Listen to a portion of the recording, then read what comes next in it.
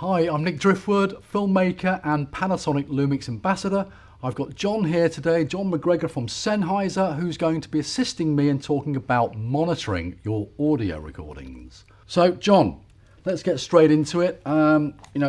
Good monitoring is, key to good audio, isn't it? It is. It's really, really important to be aware of whenever you're doing any recording work that you have some way of listening to it. Preferably headphones. Obviously, in the field, it's a lot easier than bringing a pair of speakers along.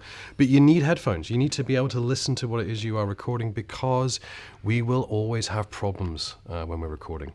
Whether it is unheard noises when you're on set, and if you're not listening, you won't necessarily realize what's going on the camera audio. Whether it's you're working with a wireless systems will sometimes get interference, and if you're not listening, you might not hear that as well, and it's going to be a problem in post. And of course, one of the most important things to be aware of is getting the levels right into your camera. We work in the digital world nowadays, and in digital, we have a very unforgiving environment when the audio gets too loud. And what happens is we get something called digital clipping. And digital clipping is this wonderful, crunchy noise. And this can come about for quite a few reasons. The prime reason being you've spent the time and you've got your level set up. But the classic one is as soon as you say action, the adrenaline level goes up, the performers get a bit more excited, and they get a bit louder. And if you're recording that and you are not listening to it and you do not hear it, you go back to post, and you've recorded for hours on end. And you go back to post and you go into the studio and you listen to your audio and it's all just going you are in trouble at that point. You're either going to have to spend a fortune and come back and reshoot the whole thing, or have some real fun trying to fix it. So monitoring, you're always obviously monitoring the signal. I don't particularly like to use the auto level control on the cameras or these external devices. I like to sort of monitor and gain, and obviously, like you said, the performance, the volume of the dialogue can go up and down. We got noise in the back, like air conditioning, wind noise, that sort of thing. What would you recommend to people to follow? Any kind of rules that you can recommend? Well, I mean, that's the thing. Yeah, you are going to have other noises. And this is another reason for monitoring as well, is because, we're wanting to check what we're recording, because if we record too quietly, for example, you then increase the volume in post-production, you're going to find that you're bringing the noise level of what you were recording up, whether it's the noise of the microphone itself, whether it's the background noise such as air conditioning and so on. When we come to things like wind, that's a whole different ballgame. And I think we're going to spend another video looking at that in more detail. But wind is a problem, and we have to be aware of that. And if it gets too windy, we get to the point where we're going to have to stop recording. And once again, if you are not monitoring this, if you're not listening to this on a headphone, you might not know it's there, because microphones are really, really sensitive, and depending on the directionality of a microphone, it gets even more sensitive the more directional it becomes.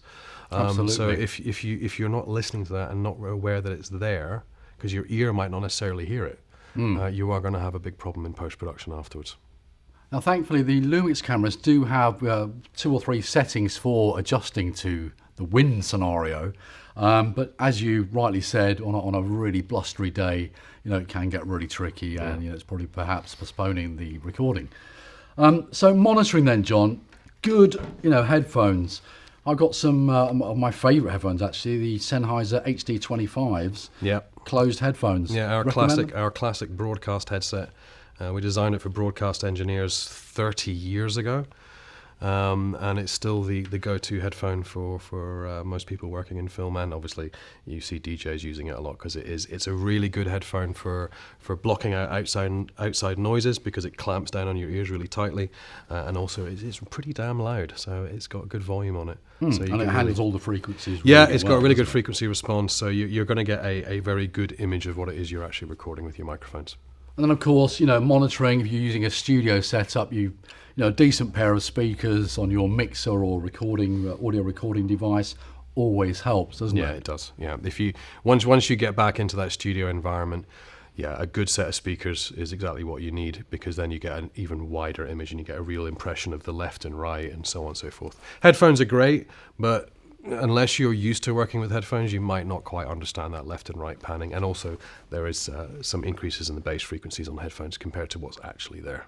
Yeah, of course. Now, just a few of the pitfalls then. I know we've been over things like air conditioning is always a problem, isn't it? What kind of frequency range are we trying to knock out that? Well, you're looking at your sort of lower mid frequencies. So you do have the filters on microphones that will allow you to take off the low frequencies. Yeah, and we have these on the adapters here as well. And those are quite good pass. for getting rid of AC noise. Also good for getting rid of rumble and so on, so cars driving past and so on.